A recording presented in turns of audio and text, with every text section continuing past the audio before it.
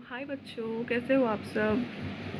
उम्मीद करती हूँ आप सब अच्छे होंगे। ठीक है, और आज हम लोग करेंगे चैप्टर नंबर 2 हिस्ट्री का। ठीक है, क्लास 6 का, from hunting gathering to growing food. इसका मैं पार्ट 1 आप सभी को करवा चुकी हूँ, तो उम्मीद करती हूँ कि आप लोग को वो सब बहुत अच्छे से रिमाइंड होगा। बट हम थोड़ा सा उसको थोड़ा सा और भी रिमाइंड करवा देंगे आपको। ठीक है, तो मैं यहाँ पे थोड़ा सा आपको बता देती हूँ।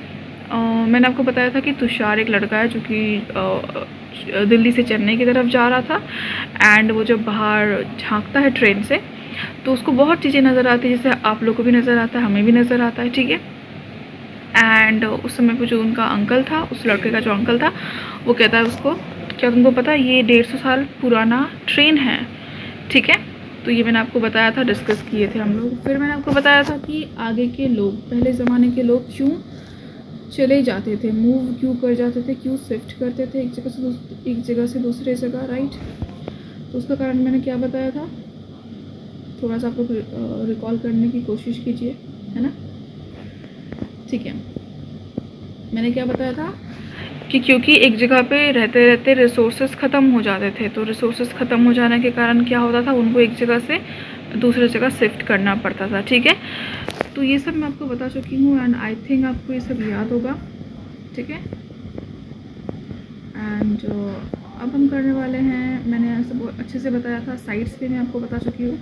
ठीक है, आप यहाँ पे देख सकते हैं ये जो find the Kurnool caves on map 2 traces the S have been found here. This suggests that people were familiar with the use of fire. तो मैं आपको कर्नूल केव्स पहले दिखाती हूँ। ठीक है, आप लोग ये देखिए गाइस, ये देखिए, इसको मैं थोड़ा सा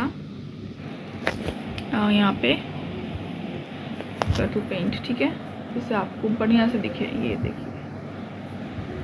ठीक है, तो यहाँ पे फायर यानी कि आग का पहला जो है पहला यूज़ किया गया था। इसका ट्रेसेस हमें मिलता है ना, फायर हम किस लिए यूज़ करते हैं आपको पता है, डेफिनेटली पता होगा। ठीक है, तो फायर हम खाना बनाने के लिए और बाकी कुछ भी जितना भी काम होता है उन सब के लिए यूज़ करते हैं। ठीक है, तो आप जानते ही होंगे। ओके, अब हम मूव करते हैं वहाँ। ठीक है, तो मैं आज आपको मेनली बताऊंगी ये जो आप देख पा रहे हो ना, ये ब्लू बॉक्स पे जो है, उसके बारे में हम आज डिस्कस करेंगे, हम आज जानेंगे। ठीक है, तो इसको हम पढ़ते हैं। ठीक है, archaeologist have given lengthy names for the time that we are studying. ठीक है, they call the earliest period the palaeolithic. This comes from the 2 Greek words, palaeo meaning old and lithos meaning stone. ठीक है, तो ये जो हमारे archaeologist यानी कि जो पुरातत्वविद है, वो क्या करते थे बच्चों, वो पुराने जो ज़माने के जो समय थे ना, उनको वो एक नाम दे देते थे, एक नोमेनक्लेचर करते थे, एक नेमिंग करते थे। ठीक है, एंड तो पहला जो उन्होंने नाम दिया था दैट इज़ पैलियोलिथिक एज। ठीक है, यानी कि पैलियो मीन्स क्या होता है, पुराना, एंड लिथोस मीन होता है स्टोन। ठीक है, यानी कि स्टोन एज आप बोल सकते हो उनको। ठीक है, तो ये सबसे पुराना, सबसे ओल्ड था। ठीक है, ओके, ये ग्रीक वर्ड से आया, ये आपको याद रखना पड़ेगा। ये अभी आप ना भी याद रखो तो इन फ्यूचर आपको याद करना पड़ेगा। ठीक है, तो ग्रीक वर्ड से आया था। The name points to the importance of finds of stone tools, क्योंकि यहाँ पे क्या हो रहा था, टूल्स को, मतलब जो स्टोन टूल्स थे उनको खोजा जा रहा था। स्टोन आप समझते हो ना, पत्थर, तो पत्थर का युग हम बोल सकते हैं। द पैलियोलिथिक पीरियड्स, पत्थर, पैलियोलिथिक ये आप याद कर सकते हो ना, पत्थर से पैलियोलिथिक। ठीक है, पत्थर, Palaeolithic period extends from 2 million years ago to about 12,000। तो इसका तो 2 मिलियन साल पुराना से लेकर के 12,000 साल तक इसका जो पैलियोलिथिक का एज है वो है। ठीक है, आप इसको चाहो तो याद कर सकते हो, नहीं भी याद कर सकते हो, बट मोस्टली आपको ये याद रखना पड़ेगा कि Palaeolithic, Mesolithic and Neolithic age के बारे में। ठीक है, this long span of time covers 99% of human history. मतलब ये इतना लंबा चला था ये पैलियोलिथिक एज, स्टोन एज भी, कि ये 99% ऑफ ह्यूमन हिस्ट्री में दर्ज है। ठीक है, मतलब पूरा समय पैलियोलिथिक एज का ही था, पत्थर, पैलियोलिथिक। ठीक है, the period when we find environmental changes beginning about 1200 years ago till about 10,000 year ago is called the Mesolithic. अब जैसे मेसो होता है, तो मेसो हम किसको बोलते हैं, मिडिल, तो मिडिल एज को या मिडिल स्टोन एज, ठीक है। तो ये जो मेसोलिथिक पीरियड था वो हमारा क्या था, मिडिल का था, बीच का था। Stone tools have found during this period are generally tiny and are called microliths, ठीक है। इस टाइम पे जो छोटे छोटे मिलते थे पत्थर वगैरह तो उनको माइक्रोलिथ्स बोलते थे। Microliths were probably stuck onto the handles of bone or wood to make tools such as saws and sickles, ठीक है। At that time older varieties of tools continued to be in use, तो उस time में भी पुराने जो चीज़ चल रहे थे बट मेसोलिथिक पीरियड आया बीच में। The next stage from about 10,000 years ago is known as Neolithic. What do you think from the term Neolithic, ठीक है। उसके बाद जो एज आया, मतलब कैसे आप याद कर सकते हो, पहला आया पैलोलिथिक, फिर बीच का आया मेसोलिथिक, उसके बाद आया नियोलिथिक, ठीक है, जो कि 10,000 साल से चल रहा है, 10,000 साल पहले आया, ठीक है। We have also mentioned the name of some places. You will find the names of many more places in later chapter. Very often we use present day names of the places where people live. इस आपको पढ़ सकते हो, ठीक है। Mostly जो मैंने बताया वो आपको याद रखना पड़ेगा, ठीक है बच्चों। अब हम आगे की तरफ चलते हैं। अब देखिए आगे के ज़माने में इन्वायरमेंट, मतलब जो हमारा पर्यावरण है वो चेंज हो रहा था, ठीक है। और आज भी आप देखते हो हमारा जो पर्यावरण है वो कभी भी एक जैसा रहता नहीं है। आप पढ़ोगे 7th में आई थिंक है, that is climate and weather के बारे में, बट हम उसके बारे में ज़्यादा अभी जाएंगे नहीं, ठीक है। हम मोस्टली किसके बारे में बात कर रहे हैं, जो हमारा जो पर्यावरण है, जो हमारा वातावरण है, जिसके अंदर क्या है, आप खुद सोचिए क्या हो सकता है। पेड़ है, पक्षी है, पौधे हैं, एनिमल्स है, हम लोग हैं, ठीक है। ये सब इन्वायरमेंट के अंदर ही तो आते हैं ना। तो ये एक समय पे चेंज हो जाएगा, सब कुछ चेंज होता है एक समय पे, तो ये भी चेंज हो रहा था, ठीक है। तो around 12,000 years ago there were major changes in the climate of the world with a shift to relatively warm conditions, ठीक है। तो आप खुद सोचिए, आप लोग तो भी बहुत मॉडर्न हो गए हों और आप लोग बहुत सुनते होंगे कि अभी जो है क्या हो रहा है, ग्लोबल वार्मिंग बहुत बढ़ रहा है, बहुत ज़्यादा गर्मी बहुत ज़्यादा बढ़ रही है, ठीक है। एंड इंडिया में तो ये बहुत ज़्यादा बढ़ रहा है अभी। सो आप यहाँ पे याद कर सकते हो कि उस समय में जब ये सब एज चल रहा था, पुराने जो एंशिएंट समय में, उस टाइम पे भी क्या हो रहा था, हमारा इन्वायरमेंट धीरे धीरे गर्म हो रहा था, धीरे धीरे क्या हो रहा था, वार्मर साइड में जा रहा था। अच्छा, वार्मर साइड में जाने से सिर्फ साइड इफ़ेक्ट्स ही नहीं है, कुछ इसके पॉजिटिव साइड्स भी थे कि वहाँ पे जो है फर्टिलिटी बढ़ गई। वहाँ पे क्या हो गया, लैंड का फर्टिलिटी, यानी कि ज़मीन अब क्या होने लग गया, वो अब फसल उगाने के लिए खुद को प्रबल क्षमता में करने लगी, मतलब उसका फसल उगाने का जो कैपेबिलिटी है वो बढ़ गया था, ठीक है। तो इन many areas this led to the development of grasslands. This in turn led to an increase in the number of deer, antelope, goat, sheep वगैरह, ठीक है। तो जैसे मैंने आपको फर्स्ट पार्ट में बताया था कि पहले प्लांट्स हैं, पौधे हमारे, ठीक है, उसके बाद फिर एनिमल्स है, देन उसके बाद हम ह्यूमंस, ठीक है।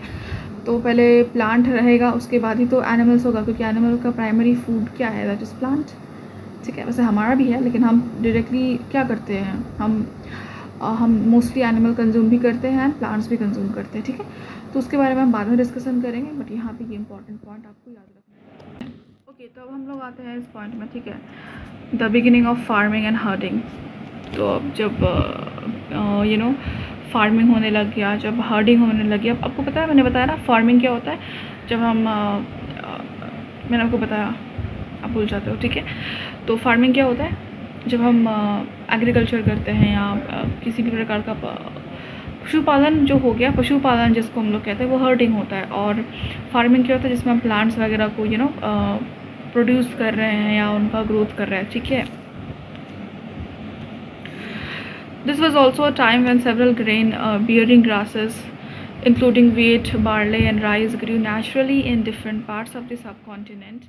Men, women, and children probably collected these grains as food and learnt where they grew. And when they ripened, this may have led them to think about growing plants on their own. In this way, people became farmers. अब farmer कोई कैसे बना, ठीक है। तो जब बच्चे जा के देखने लग गए, मैन एंड वुमेन जा के देखने लग गए कि इस जगह में प्लांट्स ऐसे उग रहा है, इस जगह में बारले ऐसे उग रहा है, तो वो फिर उसको पैटर्न को नोटिस करने लग गए, ठीक है। जिस तरीके से वो एनिमल्स जब मूव कर रहे थे तब भी वो पैटर्न को नोटिस कर रहे थे कि ये किस समय में ब्रीडिंग करता है, किस समय में कैसा तरीके से रहता है, कब ये क्या करता है। सेम प्लांट्स के बारे में भी यहाँ पे वही चल रहा था बच्चों, ठीक है। तो प्लांट में भी वो क्या करने लग गया, वो नोटिस करने लगे। यहाँ पे मैन वुमन बच्चे तीनों, ठीक है। Then people could also attract and then tame animals by leaving food for them near the shelters. The first animal to be tamed was the wild ancestor of the dog. Later people encouraged animals that were relatively gentle to come near the camps. ये सब आप पढ़ सकते हो, ये सब उतना ये नहीं है, ठीक है। मैं ये सब आपको क्यों दे रखा है, ताकि आप थोड़ा सा अपने दिमाग में चला सको, समझ सको। लेकिन मैं आपको बार बार ये बात बोलूँगी, ठीक है, कि आप बहुत ज़्यादा अगर इसको लेकर के हो जाओगे ना कि ये तो मेरे को मतलब समझ में ही नहीं आ रहा है, या मेरे को एकदम पूरा इसका समझना है, पूरा डिटेल में जाना है, नहीं, ठीक है। क्योंकि आप लोग भी नए बच्चे हो, नए आप लोग आए हो, न्यू हो आप लोग, एंड आप लोगों को भी इतना ज़्यादा प्रेशर लेना दिमाग में कि यार इसको तो मतलब घुसाना ही है दिमाग में, नहीं, ठीक है। आपको हल्का सा समझना है, क्योंकि ये आपके लिए बिल्कुल नया कॉन्सेप्ट है। ये जो हिस्ट्री है, या आप पॉलिटिकल साइंस पढ़ोगे या ज्योग्राफी पढ़ोगे, आपके लिए बहुत नया है। तो आपको बिल्कुल भी दिमाग में इसको लेना नहीं, आपको बस इतना समझना है कि ये पास्ट है, अतीत के बारे में बात कर रहा है। और जैसे मैंने फर्स्ट चैप्टर में आपको बताया गारो हिल्स, मेघालय वगैरह के बारे में, वो आपको याद करना होगा, नर्मदा रिवर के बारे में। इसका जो मेन टॉपिक है that is in this valley civilisation. और हाँ, ये सब बात जो मैं बोल रही हूँ कि इसका मतलब ये बिल्कुल भी नहीं है कि हम आपको नेगेटिवली अफेक्ट करना चाहते हैं, नेगेटिव आपको डिमोटिवेट करना चाहते हैं कि यार क्या ज़रूरत है पढ़ने का, नहीं, ठीक है। आप पढ़ो, बिल्कुल पढ़ो, बट मैं यहाँ पे ये फोकस करना चाहती हूँ कि आप पढ़ते पढ़ते खुद को मेंटली हैरेस ना कर लो, ठीक है, क्योंकि ये बहुत ज़्यादा होता है उसके बच्चों में, ठीक है। तो इसी कारण से आपको पढ़ना है, और बहुत ज़्यादा एकदम डेप्थ में घुस जाना इट इज़ नॉट, ठीक है। नाउ वी हैव डोमेस्टिकेशन, ठीक है। Domestication is the name given to the process in which people grow plants and look after animals. तो डोमेस्टिकेशन क्या होता है, घर में ही रह के आदमी क्या कर रहा है, प्लांट्स भी ग्रो कर रहा है और साथ साथ एनिमल्स भी देख रहा है, क्योंकि उस टाइम पे वही काम होता था भाई। उस टाइम पे जो है ना, जैसे आज हम क्या करते हैं, नौकरी करने चले जाते हैं, ठीक है, बिजनेस करने चले जाते हैं। उस टाइम पे ऐसा कुछ भी सिस्टम नहीं था, उस टाइम पे माहौल बिल्कुल अलग था, ठीक है। वहाँ पे दो ही काम होता था, एक तो क्या होता था कि प्लांट्स का देखभाल और एक एनिमल्स का।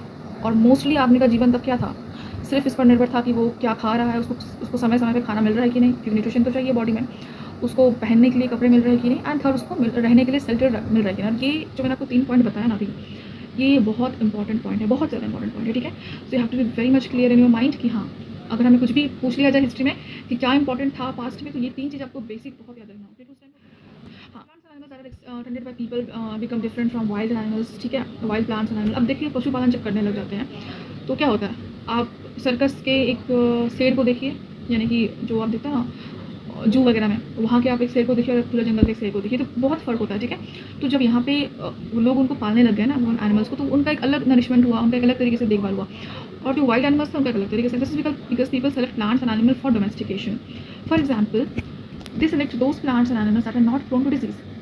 They also select plants that yield large-sized grain and have strong stalks, capable of bearing the weight of the ripe grain seeds from selected plants are preserved and sown to ensure that new plants and seeds will have the same qualities. तो देखिए यहाँ पे वो लोग कैसे choose कर रहे थे प्लांट्स वगैरह को, जो कि उनमें ज़्यादा बीमारी ना हो, उनमें ज़्यादा प्रॉब्लम ना हो, ठीक है।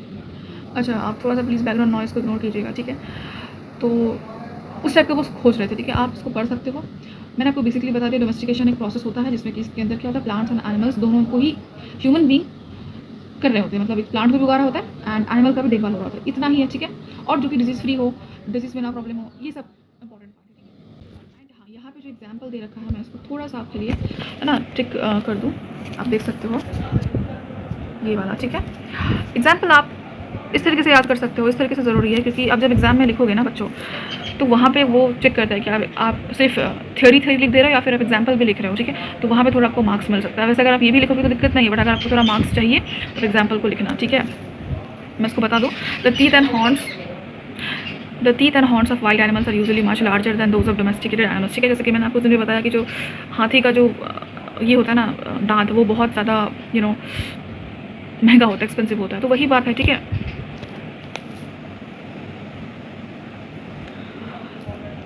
फिर यहाँ पे है a new way of life.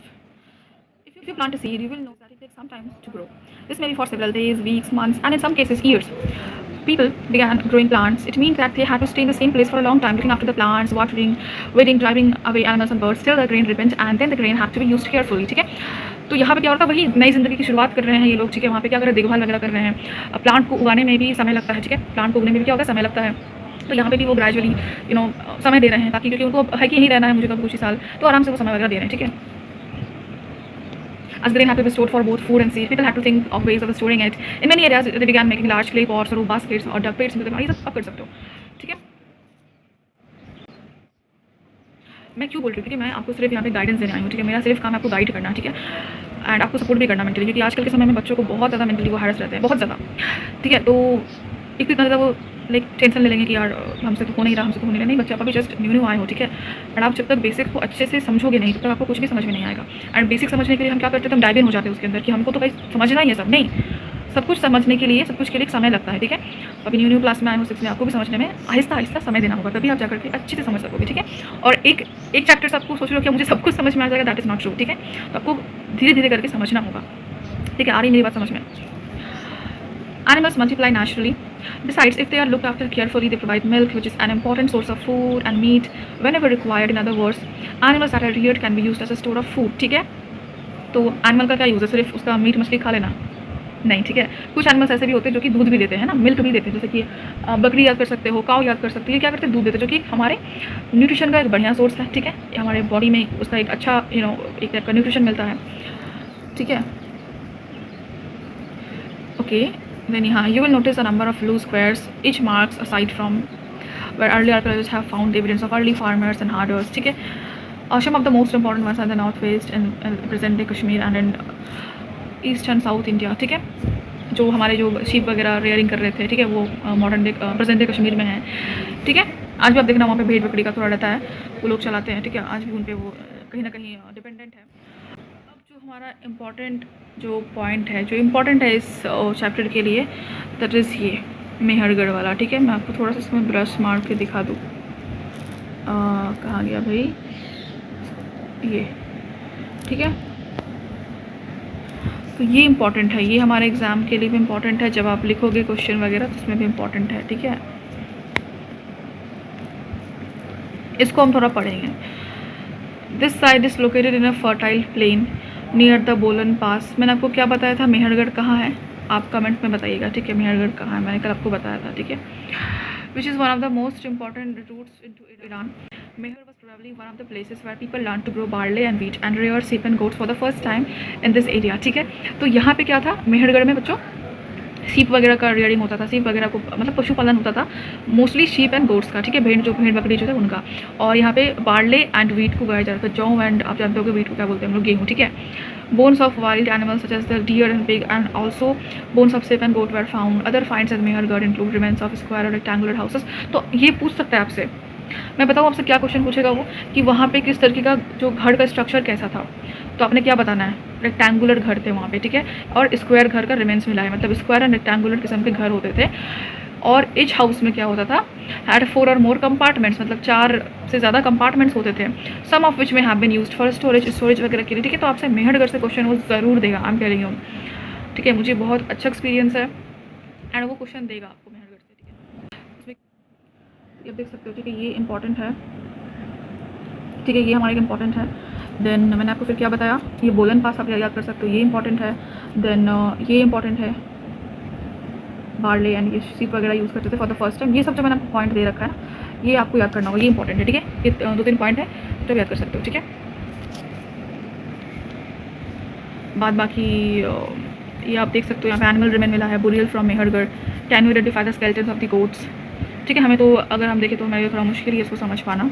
ये तो हमें समझ आ रहा है कि ये किसका स्केलेटन हो सकता है, ये किसका स्केलेटन हो सकता है, ये एक ह्यूमन बॉडी का होगा। ये कोई हमें क्या लग रहा है, कोई पक्षी, कोई पक्षी वगैरह का लग रहा है, ये हो सकता है हो किसी एनिमल का, ठीक है। तो इस टाइप से आप समझ सकते हो, है ना। तो when people die, ये थोड़ा सा आप समझ लो, when people die, their relatives and friends generally pay respect to them. People look after them, perhaps in the belief that there is some form of life after death. Burial is one such arrangement. Several burial sites have been found at Mehergarh. In one instance, the dead person was buried with goats, which were probably meant to serve as food in the next world, ठीक है। ये interesting point है बच्चों। तो यहाँ पे क्या होता है कि जब मर जाते थे ना वो लोग, जो मतलब जिनका जीवन अब ख़त्म हो गया, मर गए वो, वहाँ पे जो लोग थे, अब उनको मरा हुआ नहीं समझा जाता था। जो मर गए हैं उनको मरा हुआ बिल्कुल भी समझा नहीं जा रहा था, और वो सोचते थे कि उन्हें अब फूड की ज़रूरत है, तो उन्हें उनके जो कब्र थे ना, उनके अंदर कोई गोट वगैरह डाल देते थे ताकि वो खाते रहे। तो मरे हुए इंसान को वो लोग मरा हुआ नहीं समझते थे, स्पेशली इन मेहरगढ़, ठीक है। और इसका रिमेंस हमें मिला है आज भी, तो यहाँ पे हमारा जो चैप्टर है ना ये ख़त्म होता है। और आप मुझे ये बताइएगा कि आज भी एक ऐसा कौन सा कंट्री है जिसमें आज भी मरे हुए इंसान को मरा हुआ नहीं समझते, ठीक है? आप कमेंट बॉक्स में मुझे बताइएगा, ठीक है? एंड ये यहाँ पे ख़त्म करते हैं चैप्टर को। एंड हम लोग अब नेक्स्ट चैप्टर करेंगे, चैप्टर नंबर 3। तो आप लोग उसमें जुड़े रहिएगा मुझसे, ठीक है? तब तक के लिए बाय।